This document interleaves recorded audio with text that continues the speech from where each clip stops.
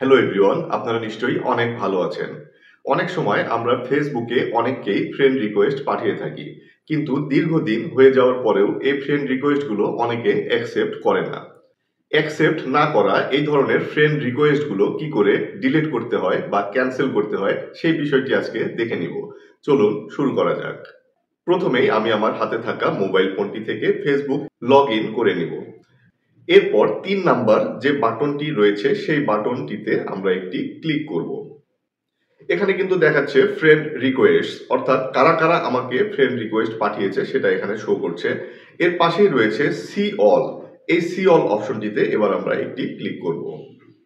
যখন নতুন এই পেজটি সামনে আসবে তখন উপরে দেখা যাচ্ছে একটি 3 লাইন রয়েছে। আমরা এবার এই 3 লাইনের উপরে একটি ক্লিক করব। এখন দেখুন একদম নিচে চলে এসেছে ভিউ সেন্ড রিকোয়েস্ট, অর্থাৎ আপনি কাকে কাকে ফ্রেন্ড রিকোয়েস্ট পাঠিয়েছেন এখানে ক্লিক করলে কিন্তু সেটা দেখা যাবে।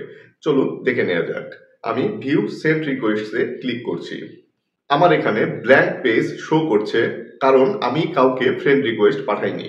যদি আপনারা কাউকে ফ্রেন্ড রিকোয়েস্ট পাঠিয়ে থাকেন তাহলে সেটা এই পেজটিতে শো করবে। এভাবেই আপনারা চাইলে কিন্তু যে কোনো সময় দেখে নিতে পারবেন কাকে কাকে ফ্রেন্ড রিকোয়েস্ট পাঠিয়েছেন এবং প্রয়োজন হলে সেগুলো ক্যান্সেলও করে দিতে পারবেন। ভিডিওটি ভালো লাগলে লাইক, কমেন্ট এবং সাবস্ক্রাইব করতে ভুলবেন না।